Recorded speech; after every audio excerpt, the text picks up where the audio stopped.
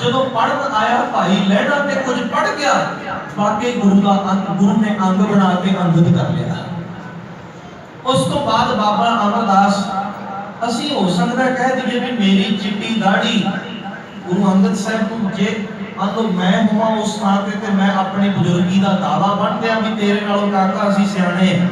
ਗੁਰੂ ਅੰਗਦ ਸਾਹਿਬ ਨੂੰ ਕਹਿਣ ਜਾ ਕੇ ਤੇਰੇ ਨਾਲੋਂ ਕਾਕਾ ਅਸੀਂ ਸਿਆਣੇ, ਤੂੰ ਕਿਹੜੀ ਗੁਰਤਾ ਦੀ ਗੱਲ ਕਰਦਾ ਹੈ। ਪਰ 62.5 ਸਾਲ ਦੀ ਉਮਰ ਬਾਅਦ 21 ਸਾਲ ਗੰਗਾ ਦੀ ਯਾਤਰਾ ਕਰਨ ਤੋਂ ਬਾਅਦ ਵੀ ਸਤਿਗੁਰੂ ਨੇ ਆ ਕੇ ਆਖਿਆ, ਸਤਿਗੁਰੂ ਤੁਹਾਡੇ ਬਿਨਾਂ ਮੇਰਾ ਕੋਈ ਵਾਲੀ ਵਾਰਸ ਨਹੀਂ, ਮੇਰਾ ਕੋਈ ਵਾਲੀ ਨਹੀਂ, ਮੈਨੂੰ ਆਪਣਾ ਬਣਾ ਲਓ। ਬਜ਼ੁਰਗ ਨੇ ਆ ਕੇ ਆਪਣੀ ਬਜ਼ੁਰਗਾਈ ਦਾ ਦਾਵਾ ਨਹੀਂ ਮੰਨਿਆ ਵੀ ਮੈਂ ਸਿਆਣਾ ਹੋ ਗਿਆ, ਨਹੀਂ। ਸਤਿਗੁਰੂ ਨੇ ਆਪਣਾ ਕੀਤਾ, ਅੰਗ ਬਣਾ ਲਿਆ ਉਹਨਾਂ ਨੇ, ਅਮਰ ਕਰ ਦਿੱਤਾ। ਅਮਰੂ ਨੇ ਕਾਮਾ ਅਮਰ ਹੋ ਗਿਆ। ਉਸ ਤੋਂ ਬਾਅਦ ਬਾਣੀ ਦੇ ਇਸ ਪ੍ਰਚਾਰ ਤੇ ਪ੍ਰਸਾਰ ਨੂੰ ਵੇਖਦਿਆਂ ਹੋਇਆਂ ਕੁਝ ਠੱਗਾਂ ਨੇ ਆਪਣੀ ਬਾਣੀ ਦਾ ਪ੍ਰਚਾਰ ਕਰਨਾ ਸ਼ੁਰੂ ਕਰ ਦਿੱਤਾ। ਉਹ ਕਿਵੇਂ ਕਰਦੇ ਸਨ, ਮੈਂ ਇਹਦੀ ਉਦਾਹਰਨ ਵੀ ਦਿਆਂਗਾ। ਉਦਾਹਰਨ ਦੇ ਤੌਰ ਤੇ ਜਿਵੇਂ ਆਪਾਂ ਪੰਜਾਬ ਦੇ ਵਿੱਚ ਕਈ ਸ਼ਬਦ ਦੇ ਕਾਰਡ, ਵਿਆਹ ਦੇ ਕਾਰਡ ਛਪਦੇ ਨੇ, ਜੇ ਆਪਾਂ ਛਪਾਉਂਦੇ ਆ ਤੇ ਉਹਨਾਂ ਦੇ ਵਿੱਚ ਉਹ ਬੋਲ ਲਿਖੇ ਹੁੰਦੇ ਜਿਹੜੇ ਗੁਰਬਾਣੀ ਦੇ ਐਕਚੁਅਲ ਬੋਲ ਨਹੀਂ ਨੇ। ਆਪਾਂ ਨੂੰ ਲੱਗਦਾ ਵੀ ਬਾਣੀ ਅਰਥੀ ਹੈ, ਸਤਿਗੁਰ ਦਾਤੇ ਕਾਜ ਰਚਾਇਆ ਆਪਣੀ ਮਿਹਰ ਕਰਾਏ, ਦਾਸਾਂ ਕਾਰਜ ਆਪ ਸਵਾਰੇ, ਇਹ ਉਸ ਦੀ ਵਡਿਆਈ। ਬੋਲ ਤੇ ਸ੍ਰੇਸ਼ਟ ਨੇ, ਚੰਗੇ ਨੇ, ਪਰ ਗੁਰੂ ਜੀ ਦੇ ਨਹੀਂ। ਇਹਦੇ ਵਿੱਚ ਪਿੱਛੇ ਜਦੋਂ ਇਹਦੀ ਪੂਰੀ ਪ੍ਰੋੜਤਾ ਵੀ ਹੈ, ਇਹ ਬੋਲ ਮਿਹਰਬਾਨ ਵਰਗਿਆਂ ਨੇ ਆਪਣੇ ਬਣਾਏ,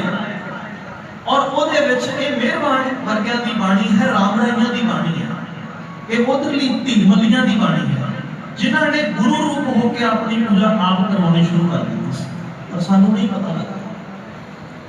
ਇਸ ਕਰਕੇ ਸਿੱਖ ਦੇ ਵਿੱਚ ਇੱਕ ਨੁਕਤਾ ਹੋਣਾ ਚਾਹੀਦਾ ਹੈ, ਜਿਹੜੇ ਨੁਕਤੇ ਦੀ ਗੱਲ ਭਾਈ ਗੁਰਦਾਸ ਜੀ ਨੇ ਬੜੇ ਪਿਆਰ ਨਾਲ ਆਖੀ ਹੈ, ਉਹਨੂੰ ਸਮਝਣਾ ਪਏਗਾ। ਇੱਥੇ ਮੈਂ ਉਹਦਾ ਵੀ ਜ਼ਿਕਰ ਕਰ ਰਿਹਾ, ਟੂ ਦੀ ਪੁਆਇੰਟ ਆਪਾਂ ਕੁਝ ਨਾ ਕੁਝ ਥੋੜੇ ਸਮੇਂ ਵਿੱਚ ਜ਼ਿਆਦਾ ਕੁਝ ਲੈਣ ਦੀ ਕੋਸ਼ਿਸ਼ ਕਰਦੇ ਹਾਂ। ਭਾਈ ਗੁਰਦਾਸ ਜੀ ਕਹਿਣ ਲੱਗੇ ਵੀ ਜੇਕਰ ਸਿੱਖ ਨੇ ਸਿੱਖ ਬਣਨਾ ਹੈ ਤੇ ਉਹਨੂੰ ਗੁਰਬਾਣੀ ਤੇ ਆਮ ਜਿਹੜੇ ਝੂਠੇ ਗੁਰੂ ਬਣੇ ਬੈਠੇ, ਜਿਵੇਂ ਮਾਏ ਮੁੰਡੋਂ ਦੇ ਗੁਰੂ ਕੀ ਜਾ ਕੇ ਭਰਨਾ ਜਾਏ ਦੀ ਗੱਲ ਵੀ ਇਹਨੇ ਕੀਤੀ, ਇਹ ਵਿਚਾਰ ਤੋਂ ਸੁਚੇਤ ਹੋਣਾ ਪਏਗਾ। ਆਪਾਂ ਪਤਾ ਕੀ ਕਹਿੰਦੇ ਆ, ਨਾ ਜੀ ਰਾਧਾ ਸਵਾਮੀਆਂ ਦੇ ਜਾ ਕੇ ਵੀ ਸ਼ਾਂਤੀ ਮਿਲਦੀ ਹੈ, ਉਹ ਤੇ ਬੜਾ ਮਿੱਠਾ ਬੋਲਦੇ ਨੇ, ਦੂਜਿਆਂ ਦੇ ਜਾ ਕੇ ਵੀ ਬੜੀ ਸ਼ਾਂਤੀ ਮਿਲਦੀ ਹੈ। ਤੇ ਮੈਂ ਸਿੱਖਾਂ ਦੇ ਬੱਚਿਆਂ ਦੇ ਜ਼ੁਬਾਨ ਤੋਂ, ਕਿਉਂਕਿ ਕੋਈ ਸੇਂਟ ਜੋਸਫ ਸਕੂਲ ਦੇ ਵਿੱਚ ਪੜ੍ਹਦਾ ਤੇ ਕੋਈ ਕਿਤੇ ਪੜ੍ਹਦਾ, ਉਹ ਕਹਿੰਦੇ ਜਿਸ ਜਿਹੜੇ ਉਹ ਮਾਈਂਡ ਦੀ ਸਟਿਲਨੈਸ ਦਿੰਦੇ ਆ, Jesus give us a stillness of mind, ਟਿਕਾ ਦਿੰਦੇ ਆ ਜੀਸਸ ਬਾਈਬਲ ਦੇ ਗਿਆਨ ਵਿੱਚ। ਸਿੱਖਾਂ ਦੇ ਨਿਆਣੇ ਨੇ, ਗ੍ਰੰਥੀ ਦੇ ਨਿਆਣੇ ਦੇ ਮੂੰਹੋਂ ਸੁਣੇ ਹੋਏ ਬੋਲ ਨੇ। ਦਾਸ ਨੇ ਪਾਤਸ਼ਾਹੀ ਨੂੰ ਕਥਾ ਕਰਨ ਦੇ ਲਈ ਗਿਆ ਤਾਂ ਸੁਣੇ ਸਨ। ਸ਼ਰਮਿੰਦਗੀ ਇਸ ਗੱਲ ਦੀ ਨਹੀਂ ਹੈ ਕਿ ਬਾਈਬਲ ਦਾ ਬੱਚੇ ਨੂੰ ਗਿਆਨ ਆ ਗਿਆ, ਸ਼ਰਮਿੰਦਗੀ ਇਸ ਗੱਲ ਦੀ ਹੈ ਕਿ ਅਸੀਂ ਆਪ ਆਪਣੇ ਬੱਚੇ ਨੂੰ ਇਹ ਨਹੀਂ ਦੱਸ ਸਕੇ ਕਿ ਗੁਰੂ ਗ੍ਰੰਥ ਸਾਹਿਬ ਕਿੰਨਾ ਸ਼ਾਂਤੀ ਦਾ ਘਰ ਹੈ, ਜਿਹਦੇ ਵਿੱਚ ਦੱਸਿਆ ਗਿਆ ਗੁਰਦਾਤਾ ਗੁਰ ਹੈਵੈ ਘਰ, ਗੁਰ ਦੀਪਕ ਤੇ ਹਿਲੋਏ, ਅਮਰ ਪਦਾਰਥ ਨਾਨਕਾ ਮਨ ਮਾਨਿਆ ਸੁਖ ਹੋਏ। ਜਿਹਦੇ ਵਿੱਚ ਦੱਸਿਆ ਗਿਆ ਚੰਦਨ ਚੰਦ ਨਾ ਸਰਦ ਰੁੱਤ, ਮੂਲ ਨਾ ਮਿਟਈ ਕਾਂ, ਸੀਤਲ ਥੀਵੈ ਨਾਨਕਾ ਜਪੰਦੜੋ ਹਰ ਨਾਮ। ਰੱਬ ਦੇ ਨਾਮ ਨੂੰ ਜਪ ਕੇ ਠੰਡਕ ਮਿਲਦੀ ਹੈ, ਰੱਬ ਦੇ ਨਾਮ ਨੂੰ ਜਪ ਕੇ ਠੰਡਕ ਮਿਲਦੀ ਹੈ। ਤੇ ਗੁਰੂ ਗ੍ਰੰਥ ਸਾਹਿਬ ਆਪਣੇ ਆਪ ਵਿੱਚ ਸ੍ਰੇਸ਼ਟ ਕਿਵੇਂ ਨੇ, ਇਹ ਗੱਲ ਮੈਂ ਬਾਅਦ ਵਿੱਚ ਆ ਕੇ ਕਹਿਣਾ। ਉਸ ਵੇਲੇ ਜਦੋਂ ਉਲਟੀ ਸਿੱਧੀ ਬਾਣੀ ਦਾ ਪ੍ਰਚਾਰ ਕੱਚੀ ਬਾਣੀ ਬਣਾ ਕੇ ਲੋਕ ਕਰਨ ਲੱਗੇ ਤੇ ਬਾਬਾ ਅਮਰਦਾਸ ਜੀ ਨੇ ਸੰਗਤ ਨੂੰ ਸੁਚੇਤ ਕਰਨ ਦੇ ਲਈ ਆਖਿਆ, ਉਹ ਗੁਰਮੁਖੋ ਜੇ ਗਾਉਣੀ ਹੈ ਤਾਂ ਆ ਕੇ ਇੱਥੇ ਹਜ਼ੂਰੀ ਵਿੱਚ ਸੱਚੀ ਬਾਣੀ ਗਾਇਆ ਕਰੋ। ਉਹਨਾਂ ਨੇ ਫਿਰ ਇਹ ਬੋਲਦੇ, ਆਵੋ ਸਿੱਖ ਸਤਿਗੁਰੂ ਕੇ ਪਿਆਰੇ ਹੋ, ਗਾਵੋ ਸੱਚੀ ਬਾਣੀ, ਬਾਣੀ ਤਾਂ ਗਾਵੋ ਗੁਰੂ ਕੇਰੀ ਬਾਣੀਆਂ ਸਿਰਬਾਣੀ। जिन को नदर कर्म होवे हृदय तिना समानी, पीवो अमृत सदा रहो हर रंग, जप्यो सारिग बाणी। कह नानक सदा गावो ए सच्ची बाणी। अगे नाल एक होर वेरवा दे दिता, सतगुरु बिना होर कच्ची है बाणी। बाणी का कच्ची सतगुरु बाजों होर कच्ची बाणी कहंदे कच्चे सुनदे कच्चे कच्ची आख बखानी हर हर नित करे रसना कहया कछु न जानी चित जिनका हिर लया माया बोलन पैर वाणी बोल तो बहुत कुछ रहे ने पर प्यार वालों अंदर माया दी ललक है टोकरियां का ख्याल है भी किन्ने आउणगे अज शाम तक ਇਹਦਾ ख्याल ਜਦੋਂ ਇਹਦਾ ख्याल आ गया फिर पानी का स्नेह पानी की मोहब्बत पानी का ज्ञान बहुत पीछे रह जाता है कौन दूर रह जाता है सतगुरु जी ने क्या इस करके प्यार वालों सतगुरु बिना होर कच्ची है बाणी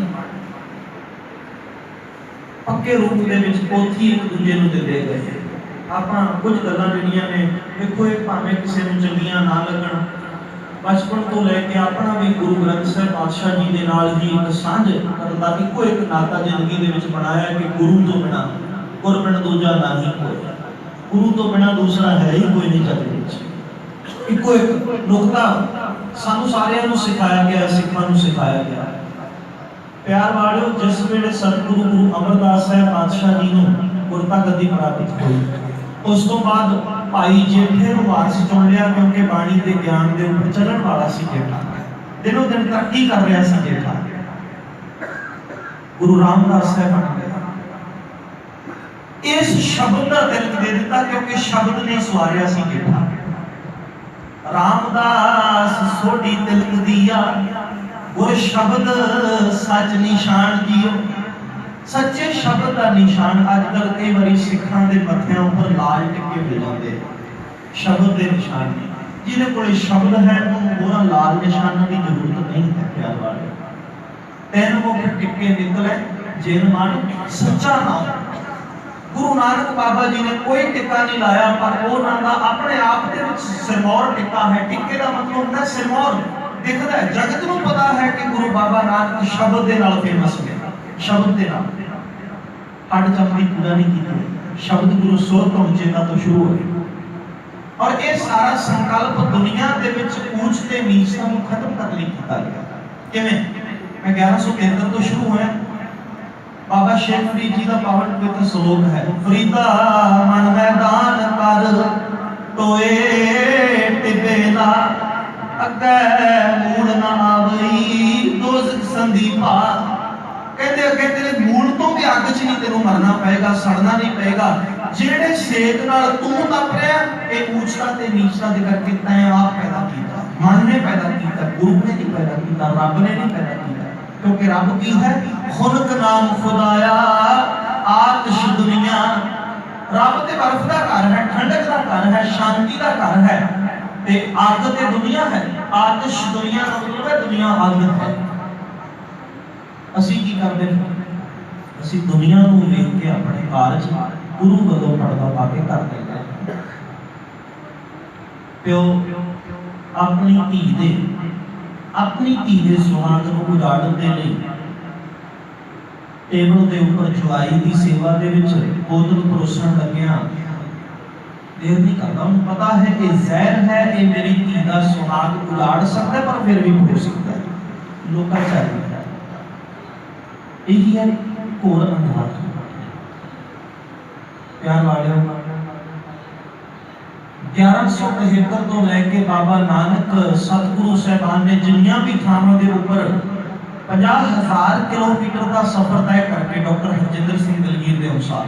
50,000 किलोमीटर का सफर तय करके पानी चुन के जिवें चुन के कोई इकट्ठी करके लिया है ना मैं भाई गुरदास के बोलने वाली आ रहा हूँ आप जी ने ध्यान रखना बाबा नानक जी ने तकनीक दी कि घरों निकलना ही क्यों है आप सवेरे निकलते हैं अपनी जॉब से जाने अपने काम से जाने किसी के औगण वेख ले किसी ने किवें वेख लिया कि घर आ जाने सीधा ने करे सवाल किया गुरु नानक साहब पातशाह को कहते सतगुरु बाहर क्यों आए जगत में किस कारण करके आए किस कारण गृह तजो उदासी किस कारण ये भेद उदासी किस वखर के तुम बन जा रहे क्यों कर साथ लगा वो पारे सिद्ध घोष बाणी में बाबा नानक जी ने जवाब दिता कहते गुरमुख खोज भय उदासी मैं गुरमुखां दी खोज दे लिए उदासी ते निकलिया किसे ते औगण फरोलन नहीं निकले। गुण गुणा को इकट्ठे करने लिए मोतियां वर्गे बोल बाबा कबीर साहब के मोतियां वर्गे बोल भगत रामानंद जी के त्रिलोचन जी के सारिया के इकट्ठे कर जयदेव जी के सदना जी के सानू दे दिते भी जे किते बाहर निकलो ना घर तो ते ऐदा भी मत लेके आयो भी मोती मोती चुन के घर लेके आयो कदे कूड़ कबाड़ इकट्ठा कोई ना बोले सो निहाल।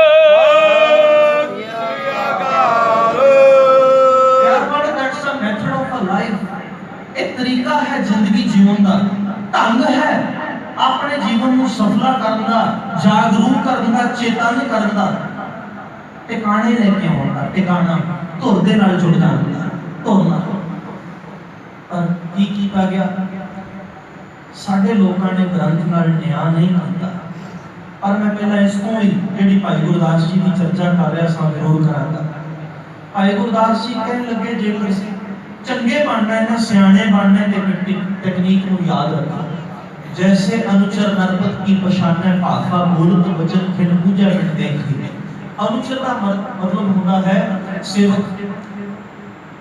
जिवें एक सेवक या पीए कह लो मंत्री की गल नूं ऐदे बुझ लैंदा भावें बोली हिलावे।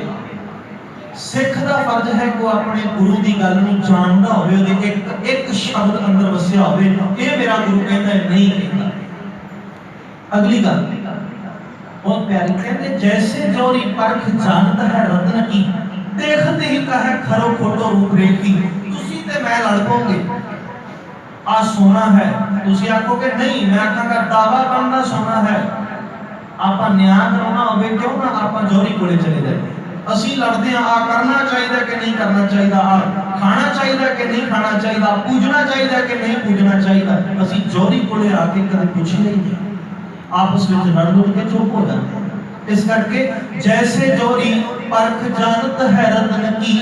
देखते ही कहे खरो खोटो रूप रेख ही। देखते कह देना खरा है या खोटा है, चुप कर दो, लड़ना नहीं है। तीसरी बात जैसे खीर नीर को नवेरो कर जाने हंस। हंस वाली वृत्ति खीर ते नीर पानी ते दुध, दुध दा दुध ते पानी दा पानी करना होवे ते कहंदे हंस नूं पुछ के देखो किवें होंदा है। राखी है मिलाए पेन पेन कै सरेख ही। तरह तरह ना भावें जिन्ने मर्जी विधियां ना मिला के रख दो, पर हंस दुध ही रखेगा अपने कोल, पानी नहीं रखेगा।